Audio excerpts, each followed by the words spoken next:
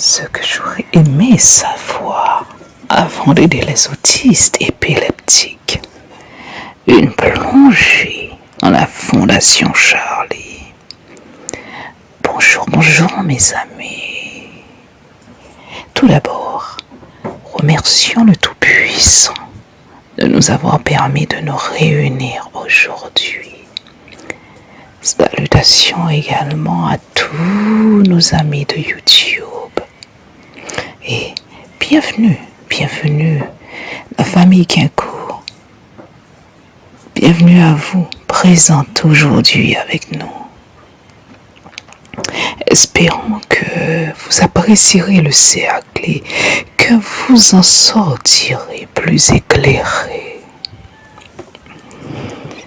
Vous savez, j'aurais aimé déjà savoir ce que je m'apprête à partager avec vous avant de travailler avec les autistes épileptiques.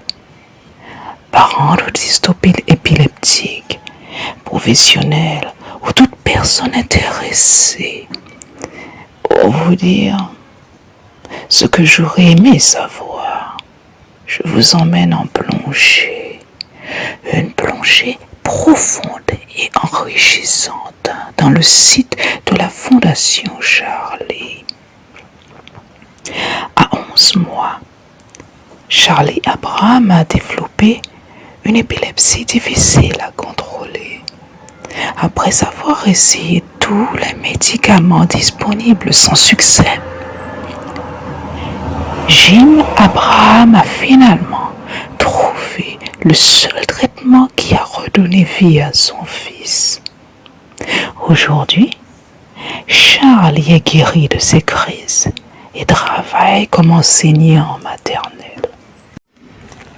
Rappelons-nous, les amis présents ici, la fin de notre dernier cercle en anglais, intitulé « Traduction pour nos amis francophones ». Comment faire du chocolat au lait de coco, une recette cétogène au service de l'autisme. Dans ce cercle, nous avions dit que le prochain serait dans la même lignée que celui qui s'est déroulé ce jour-là. Vous vous souvenez? Et puisque nous remontons les épisodes pour nos amis francophones, nous y voilà. Pour vous, les amis francophones, ce cercle sert non seulement à affirmer l'importance des restes de qualité, mais permet également de plonger plus profondément dans le sujet en visitant le site de la Fondation Charlie, tout en y mettant en lumière certains points clés. J'aime bien les appeler des pépites d'information précieuses pour ceux qui servent les autistes, parents, professionnels par exemple. Et ces pépites d'information se retrouvent même dans l'histoire de la famille qui a créé la fondation. Contrairement à ce qu'on nous a dit, et ceci est mis en évidence dans ce cercle, les graisses, les bonnes graisses, sont bien plus bénéfiques pour le corps que ceux qu'on nous a laissé croire.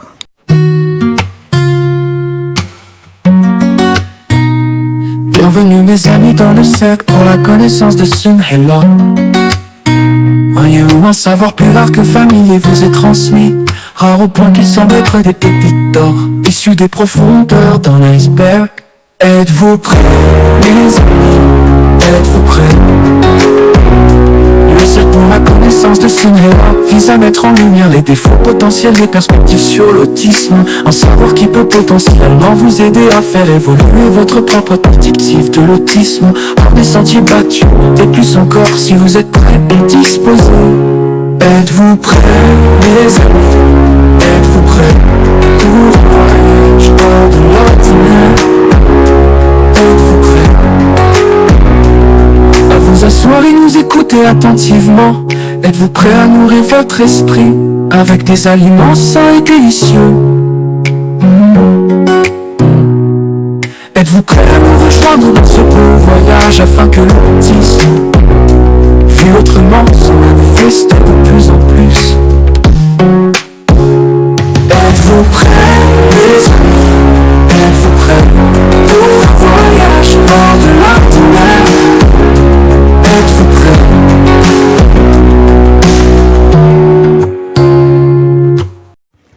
Salutations à tous mes amis. Encore une fois, ce cercle montre qu'il existe des informations bénéfiques à l'autisme dont on entend trop rarement parler. Et pour moi, ces informations sont cruciales si l'on veut mieux servir les enfants. Alors, vous avez déjà deviné de quoi est-ce que nous allons parler dans le cercle d'aujourd'hui? Plus précisément, il s'agit du régime cétogène, également appelé régime de cétose ou plus simplement keto.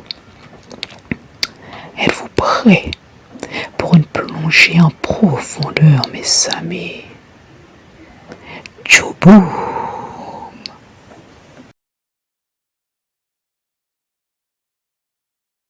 Nous sommes maintenant sur le site de la Fondation Charlie, sur la page à propos, pour découvrir l'histoire qui a motivé la création de la Fondation en 1994 par Jim Abraham, un producteur de films comiques. Une fondation nommée d'après son fils Charlie.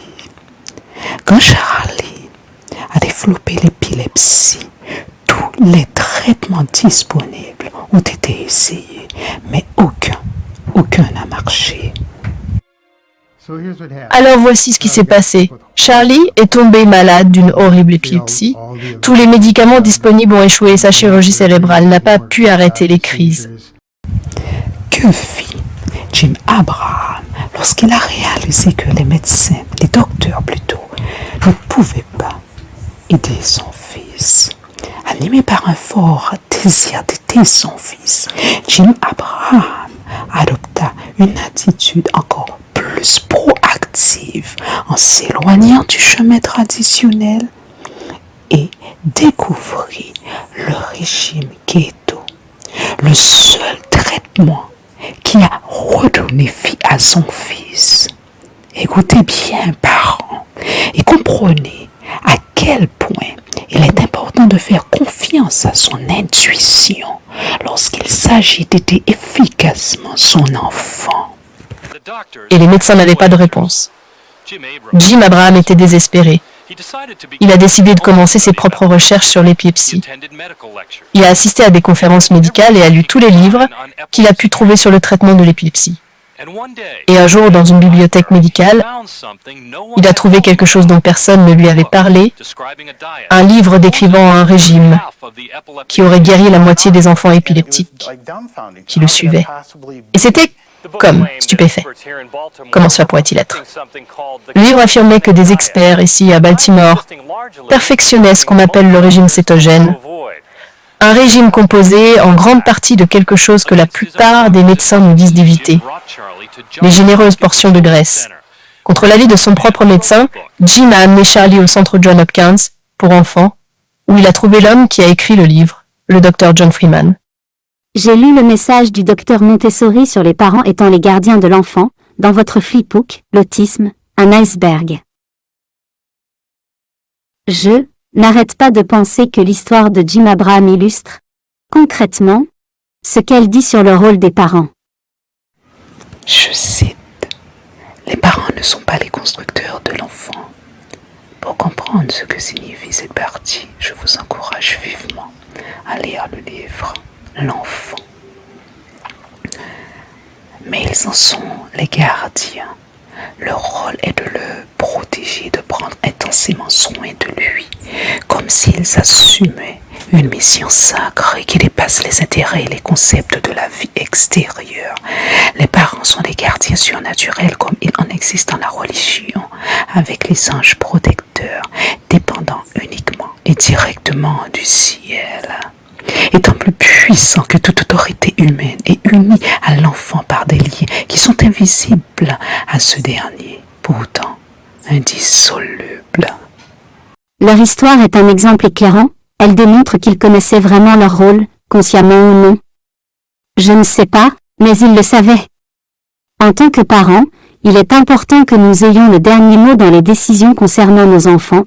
Parfois certains médecins veulent nous retirer ce droit, pensant qu'ils ont beaucoup étudié, donc ils savent mieux. Mais, qui est sur le terrain? Et, en tant que parent d'un enfant ayant des besoins spéciaux, je peux même demander qui est sur le champ de bataille? N'est-ce pas nous, les parents? Les docteurs doivent être suffisamment humbles pour comprendre qu'il y a des moments où ce qu'ils savent atteint une limite. Qu'ils n'ont pas les connaissances appropriées pour répondre aux défis présentés par l'enfant. Dans ce cas, que faites-vous en tant que docteur? Ne serait-il pas plus sage d'ouvrir votre esprit aux autres options suggérées par les parents? Et si l'option vous semble un peu étrange, pourquoi ne pas faire des recherches ou rendre visite à vos collègues pour voir ce qu'ils font? Obtiennent-ils du succès dans ce qu'ils font, par exemple? Par exemple. Ceci semble être une invitation à la coopération. Alors je demande, que faites-vous dans ce cas-là, docteur? Dans le cas de Jim Abraham, lorsqu'il a parlé du régime keto au docteur de Charlie, ce dernier a tenté de l'en dissuader. Écoutez cet extrait. Contre l'avis de son propre médecin, Jim a amené Charlie au centre pour enfants Johns Hopkins où il a trouvé l'homme qui a écrit le livre, le docteur John Freeman. Pourtant, malgré son taux de réussite élevé, nous avons trouvé plusieurs parents qui, comme les Abraham, disent que leurs médecins ont également tenté de les dissuader d'essayer le régime. Différents médecins nous ont activement découragés de ne pas l'essayer. Nous avons parlé à de très nombreux neurologues au fil des ans et ils pensent toujours que c'est vraiment trop difficile. Leur histoire montre, vraiment, ce que cela signifie de prendre en charge la santé de son enfant. Cela corrobore véritablement le message du docteur Montessori, montrant ainsi aux autres, en particulier à nous, parents d'enfants ayant des besoins spéciaux, que ce qu'ils peuvent considérer comme impossible peut finalement s'avérer être qu'une simple paille dans le vent. Le vainqueur, le Tout-Puissant. Ne dit-on pas, aide-toi, le ciel t'aidera? Jim Abraham a fait exactement cela. Et il a très certainement été aidé, puisqu'il est tombé sur le livre à propos du régime cétogène. Ce là, dis-moi, si yo ka expliquer sur site yo, ça qui régime cétogène exactement. Pour ceux qui ne comprennent pas le créole, Mr. Doc demande s'ils expliquent sur leur site ce qu'est le régime keto exactement. Oui, Mr. Doc, ils le font. Allons dans le menu apprendre. Nous y voilà. Le régime de cétose, régime cétogène ou keto sont des noms qui désignent la même chose. Ils disent qu'il s'agit d'une façon de manger qui imite l'effet du jeûne. En quoi consiste cette façon de manger? Un régime riche en graisses de qualité, modéré en protéines et faible en glucides, Cette combinaison modifie la manière dont l'énergie est utilisée dans le corps en convertissant les graisses en acides gras et en cétone dans le foie. Quel est cet effet qui imite le jeûne? Au lieu d'utiliser les glucides comme principale source d'énergie, le métabolisme du corps commence à utiliser les graisses. Lorsque ces graisses se décomposent en énergie utilisable, c'est-à-dire en corps cétonique ou cétone, et quand le taux de cétone dans le sang est élevé, le corps est alors en état de cétose. Quels sont les bienfaits de la cétose?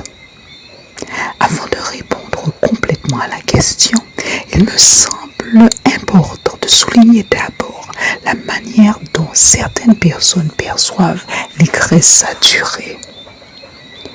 Beaucoup de gens, moi y compris, avons appris que trop de gras égale maladie et prise de poids. Il n'y avait pas de différence de fait entre bon gras, mauvais gras. Je n'ai jamais entendu ça quand je grandissais. On parlait de gras tout court. Dans notre dernier cercle, nous avons mentionné que la graisse de noix de coco était accusée de provoquer du mauvais cholestérol, en plus d'être rejetée en tant que graisse saturée, toujours selon Dr. Ekti. Il me semble qu'ils aient réservé le même sort à la graisse animale. Dr. Diamond parle de la diabolisation des graisses saturées. Écoutez-le. On nous a dit qu'une graisse animale particulière est malsaine, graisse saturée, aussi des huiles tropicales, et c'est quelque chose que j'ai beaucoup recherché, et que j'ai appelé la diabolisation des graisses saturées, et c'est tout simplement faux.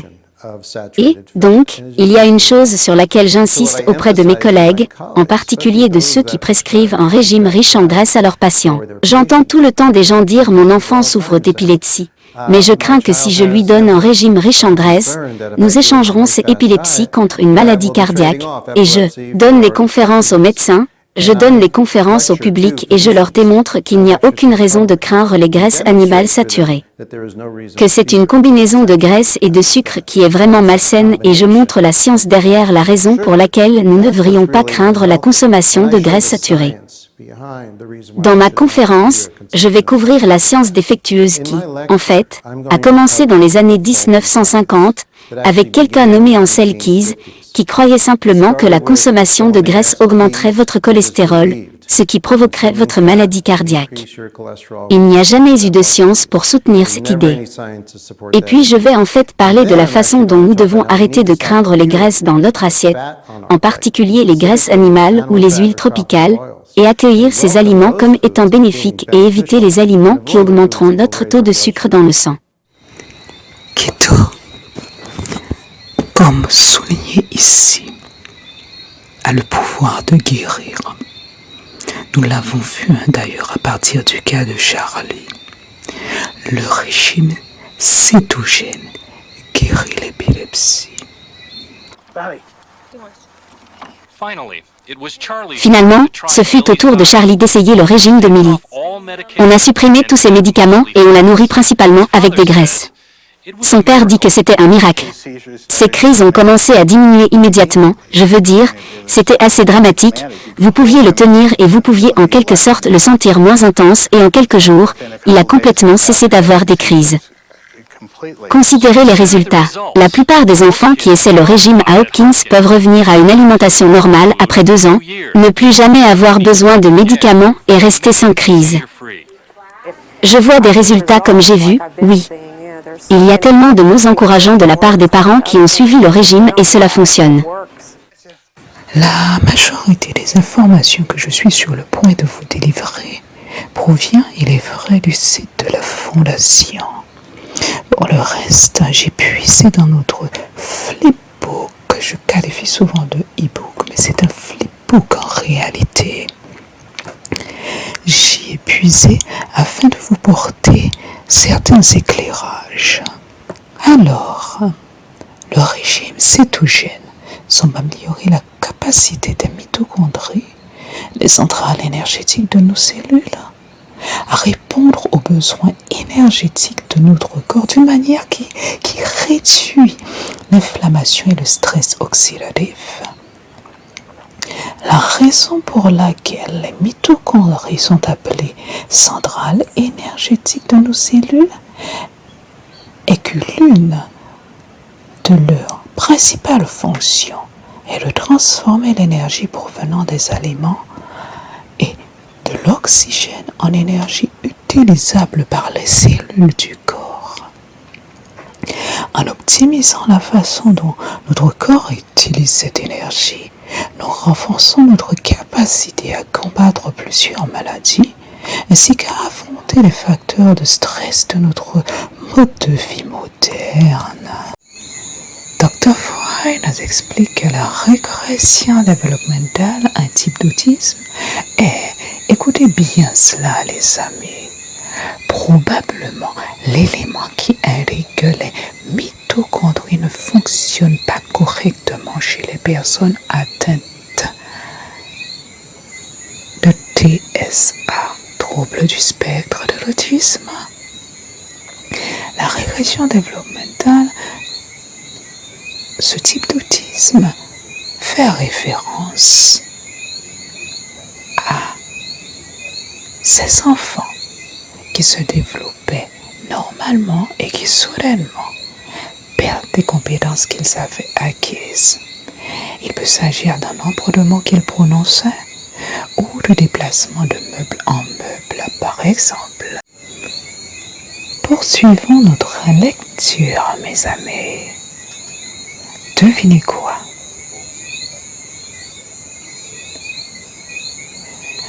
Parmi une multitude d'autres maladies, le régime cétogène a ouvert la voie vers la guérison des maladies mitochondriales ainsi que de l'autisme, entre autres. Des centaines d'études,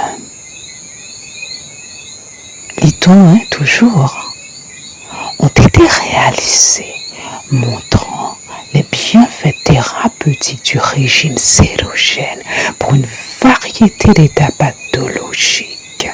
Hippocrate n'a pas dit que la nourriture soit un médicament et le médicament la nourriture. Non. Si les données sont exactes, il aurait plutôt dit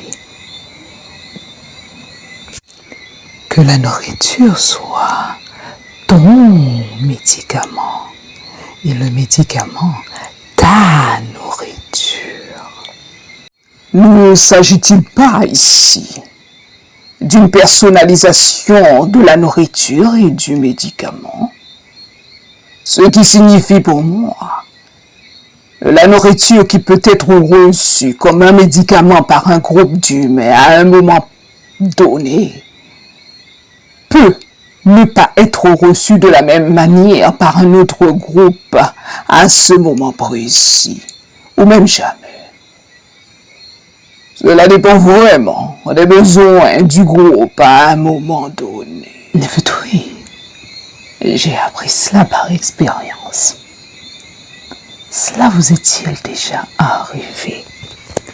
Parfois, on a l'impression que notre corps nous réclame constamment un aliment particulier, comme le poivre noir par exemple.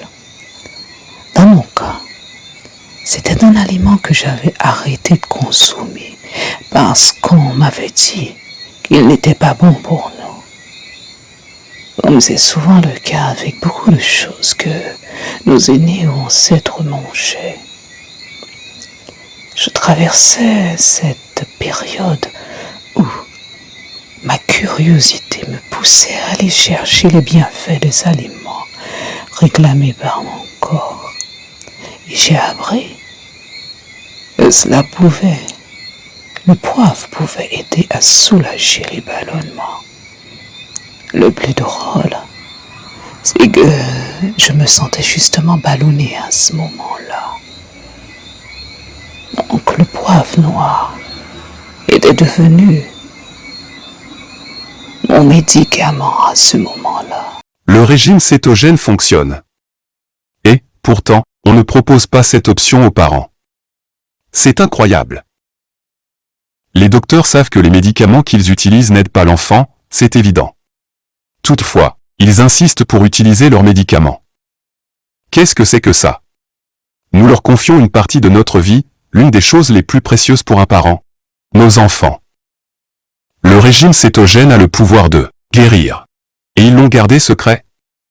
Jim était en colère et perplexe qu'aucun des 6 médecins qu'il a consultés pour obtenir de l'aide n'ait jamais mentionné le régime. Ce qui a arrêté les crises de Charlie existe depuis 70 ans. Il est resté là. Il l'attendait. Vous saviez que ce régime fonctionnait probablement à Johns Hopkins et pourtant vous avez dissuadé les Abraham de l'essayer. Pourquoi? Eh bien, parce que je ne pense pas que nous ayons encore épuisé toutes les approches médicales. Et il y avait en fait encore d'autres médicaments que nous n'avons pas encore essayés. Le docteur Freeman nous dit que 50 à 70% des patients qui franchissent ces portes et sont mis au régime ont réussi. Pouvez-vous penser à des médicaments dans ces cas difficiles qui ont un taux de réussite de 50 à 70%?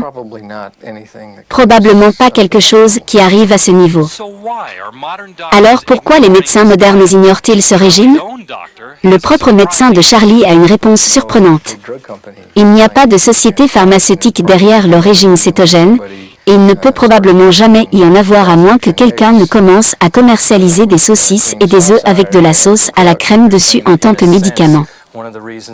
Vous dites que, dans un sens, l'une des raisons pour lesquelles le régime cétogène n'est pas populaire à ce stade, c'est qu'il n'y a pas de grande société pharmaceutique derrière lui qui le vend aux médecins.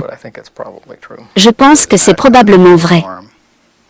Il n'a pas à se présenter sous forme de pilule. Il ne peut pas être administré avec un scalpel. Et les seules personnes qui profitent du régime cétogène sont les patients. Comment se fait-il que ce régime et son taux de réussite à Johns Hopkins soient restés secrets? Est absolument incroyable pour moi. Et ce qui le rend vraiment tragique, c'est le nombre d'enfants qui ont souffert à cause de cela. Toute cette expérience a engendré un homme en mission afin d'aider les autres atteints d'épilepsie. Jim Abraham a créé la fondation pour, au départ, répandre l'idée du régime cétogène. En tant qu'homme en mission, en 1997, il a aussi produit le téléfilm First to No Harm avec Meryl Streep, basé sur l'histoire vraie d'un autre enfant qui est devenu libre de ses graisses grâce à un régime cétogène. Film destiné aux parents confrontés à la situation qu'il a vécue. Il a ainsi enregistré par la même occasion, pour les générations futures, la recette Millie pour le régime qui a sauvé Charlie. Cela a entraîné une montée d'intérêt mondial qui a suscité d'autres recherches prouvant l'efficacité du régime comme traitement de l'épilepsie. Plus, rappelons l'organisation de la conférence sur le régime, conférence à laquelle ont assisté des médecins de tout le pays, y compris l'ancien médecin de Charlie, celui-là même, qui avait tenté de dissuader Jim Abraham d'essayer le régime cétogène pour son fils. Brillant! Au moins, il a su mettre son ego de côté pour apprendre mieux. Tu sens que la guérison de Charlie a assez fait de couler pied dans le pied de ce docteur et peut-être de bien d'autres. Concrètement, comment se présente le régime cétogène? Il nous l'explique, ce n'est-là? Oui, bien sûr. Sur la page Therapy, et comme vous pouvez le constater également, il y a même un menu recettes où on y trouve un nombre de recettes. Cela nous donne en fait une petite idée de ce qui est consommé dans un régime cétogène. Concrètement, comment se présente le régime cétogène? Pour répondre à cette question, plongeons dans la page thérapie. Il est dit qu'il y a 5 variations du régime cétogène qui ont été publiées dans la littérature médicale comme des traitements efficaces pour les maladies ayant des dérégulations métaboliques sous-jacentes. Ces variations sont keto classique, le keto modifié, triglycérides à chaîne moyenne, vous avez l'Atkins modifié, l'index glycémique bas et le jeûne intermittent. En ce qui concerne les maladies ayant une dérégulation métabolique sous-jacente, ce sont des maladies telles que l'épilepsie, le cancer et l'Alzheimer. Quand on se plonge dans la page Learn, apprendre, dans la section Keto has the power to heal, Keto a le pouvoir de guérir, on constate que l'autisme fait partie de cette liste, mais il y a aussi deux éléments que je trouve souvent dans mes lectures en relation avec l'autisme, qui sont les maladies des mitochondries et la santé du cerveau, qui apparaissent aussi dans cette liste. La thérapie cétogène originelle, connue sous le nom de régime cétogène classique, keto classique pour faire court, a été conçue en 1923 par le Dr Russell Wilder de la clinique Mayo pour le traitement de l'épilepsie. Tous les régimes cétogènes sont une variation de keto classique, qui est le plus strict avec son ratio de macronutriments. Le ratio de graisse par rapport au ratio de protéines et de glucides. Le keto classique suit un ratio de 4 pour 1, ce qui signifie qu'il y a 4 parts de graisse pour une part de protéines et de glucides. Comme la graisse a un contenu calorique plus élevé que les protéines et les glucides, 90% des calories proviennent des graisses dans un régime cétogène classique, tandis que 6% viennent des protéines et 4% des glucides. La principale différence entre les 5 types de régimes cétogènes réside dans ce ratio de macronutriments. Tous les régimes cétogènes sont riches en graisse, modérés en protéines et faibles en glucides.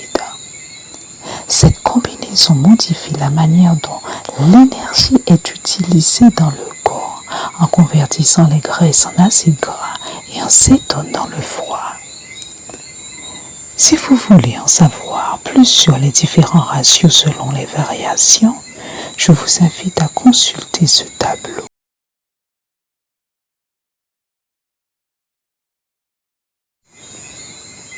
Toujours dans la page thérapie, il y a un magnifique témoignage de la nutritionniste principale. Il vaut vraiment la peine d'être lu. Vous voulez entamer un régime cétogène? Écoutez bien.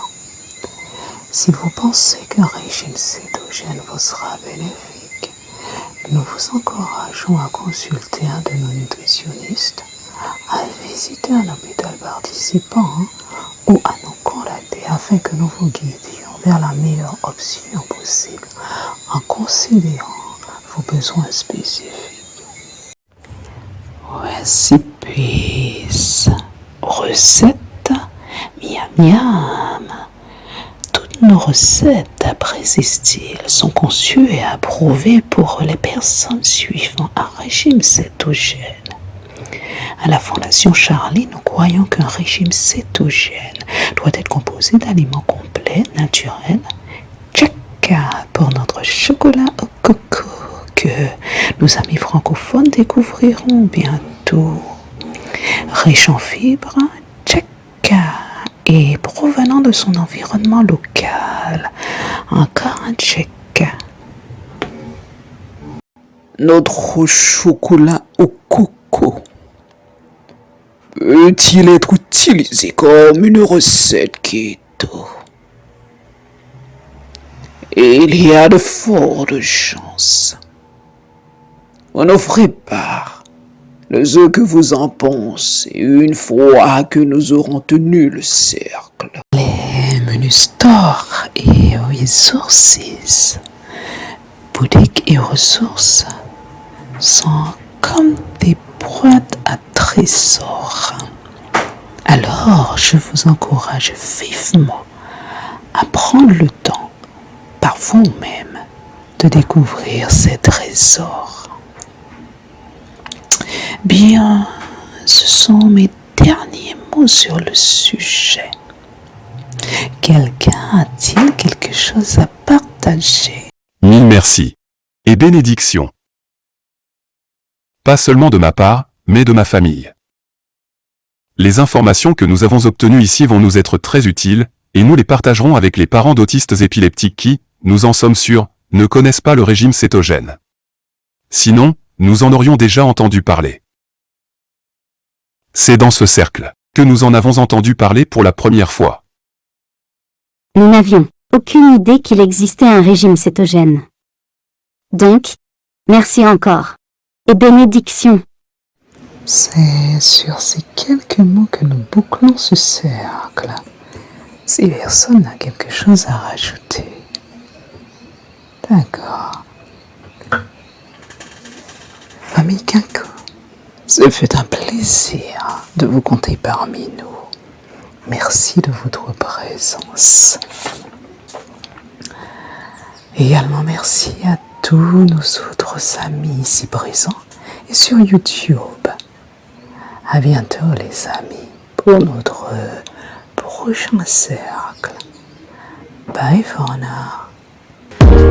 Le cercle pour la connaissance des seuls là vise à mettre en lumière les défauts potentiels des perspectives sur l'autisme.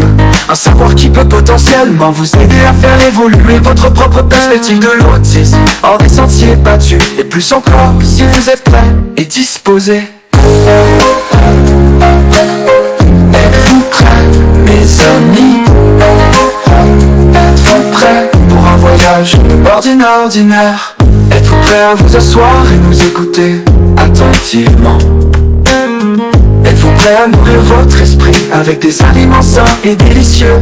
Êtes-vous prêts à nous rejoindre dans ce beau voyage afin que l'autisme, vu autrement, se manifeste de plus en plus? Êtes-vous prêts, les amis? Êtes-vous prêts pour un voyage hors de l'ordinaire? Êtes-vous prêts?